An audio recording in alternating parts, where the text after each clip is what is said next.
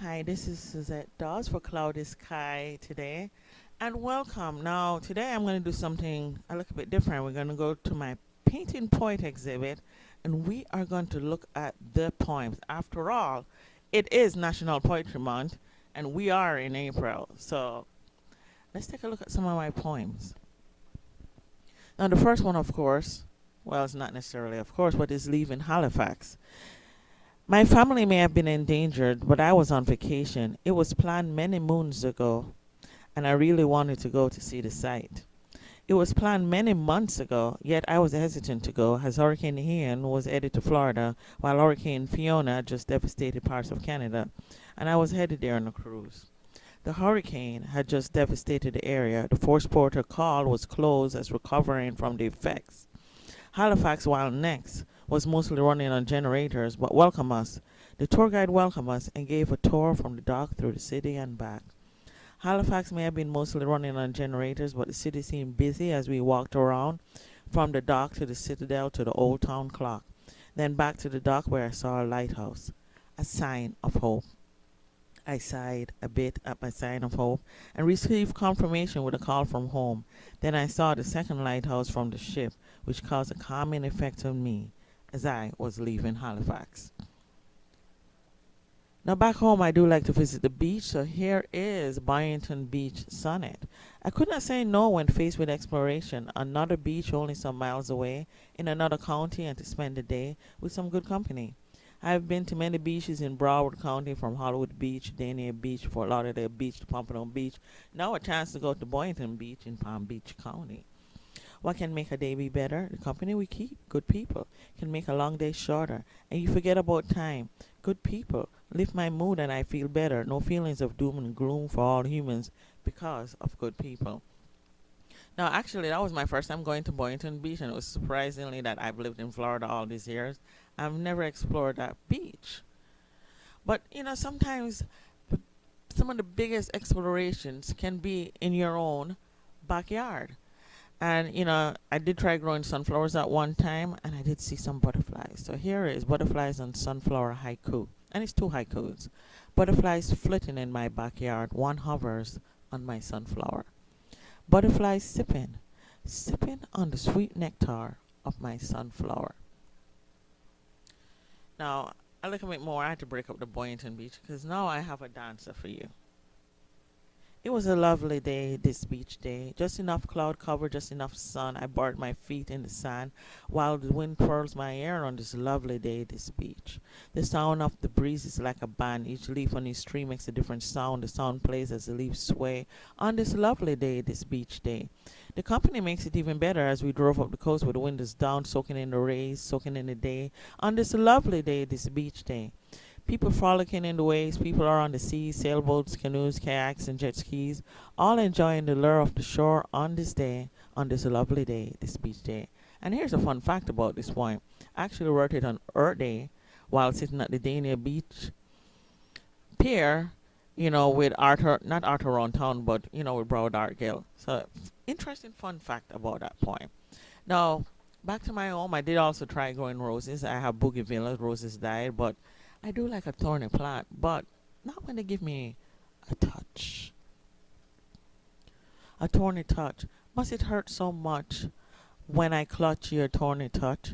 I couldn't find, so cried out in pain, and like rain, the tears fell down my face, and the rose fell from grace to the ground to its final resting place. Its beauty often drew me, its sense often lifted me, yet today a thorn stabbed me, and I sulk from a thorny touch. Now, I did spend a lot of time. I actually painted the picture first because my brother had asked for, a rose stabbing a hand. And I did that. And then I came up with the idea, why not a poem also? And actually, this is the birth of the painting point because I always wrote poems and I paint. And a lot of times, the inspiration is intertwined. So much so that even when I do a form, sometimes images come to mind after the form. And then there's photography that also inspires me. I see something in nature, I might take a quick photograph. I mean, I don't really do the photography part. but I do like to think that nature is very inspiration. Travels is very inspiration. So here, yes, I know it's a whale tail, but they're the most gorgeous. Many a sailor have sailed these seas, often without enough vitamin C. When they have been gone for many moons, the sight of my tail has caused them to swoon and mistake a manatee for a mermaid due to scurvy. And a quick fun fact about this, there's two paintings. There's one back in 2016 where I tried oil for the first time. And then I couldn't find it and did one in 2023 because I remember the image in my head and, did the words and the waves of the poem.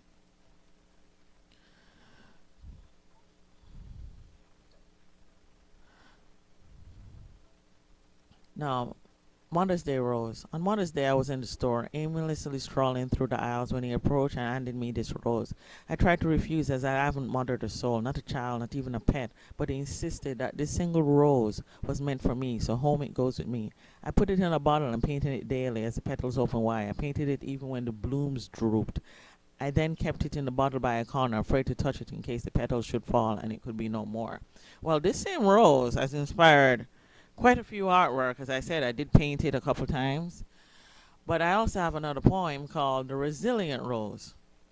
Same rose inspired a second poem. Look at that bloom waiting to burst, waiting to show the world what she got, the ideas brimming in her head. And then, look at those showy petals. Reminds me of my pageant days when I would grace the stage. But now, look at me now. Look at that preserved rose still hanging on. Petals may have shrunk and discolored with age, but still hanging on. Now I did this rose on a 16 by 20. That was a Mother's Day rose. But before I did that, I actually painted it on paper, 9 by 12 paper in a couple of different ways. I did top down view. I actually changed the bottle from the green bottle to a clear jar. I mean, I posed this rose many ways, and then I gave it different colors, even though it actually was like a peachy color. But just to get depth and everything, I would paint it different ways. I actually still have it. It's sitting in a corner in the bottle. I dare not touch it because, yeah, I'm afraid I touch it, the petals might drop. But it's it's a little bit shrunken, but it still looks like it was. Well, it's shrunken, but it's still there, still hanging on.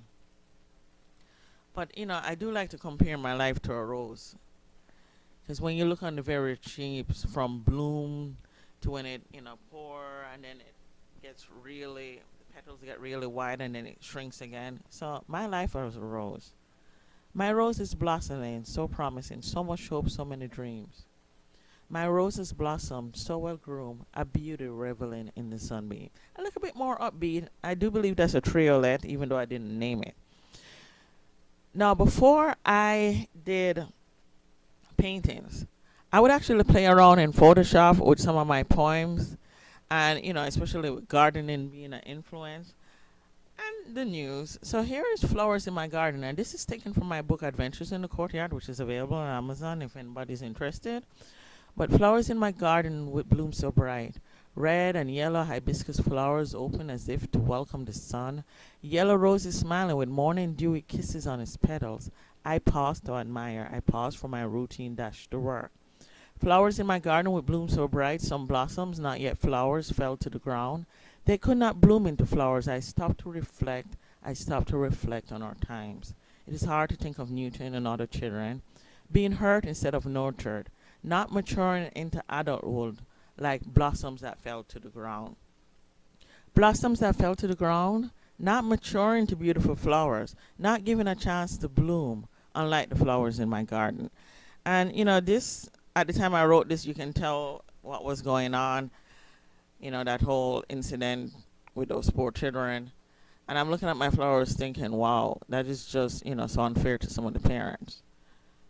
Now, in this book, I have a lot of it was poems inspired either by my own garden or movies, because it was Adventures in the Courtyard, and at the time I was hosting poetry in the courtyard of a movie theater. The name was changed. It used to be Cinema Paradise in Fort Lauderdale. I think it became Savor, but I no longer host there. But still enjoy.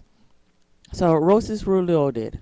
At first, I thought it was beautiful, more beautiful than the original. Then I came across the web and it's debate and altered image. Magazines that change the model's shape, distorting reality, creating unrealistic expectation. Congresswoman who added other people to the picture, distorting authenticity, being historically incorrect. Body image issues, then Pelosi's folly, but they weren't talking about making art.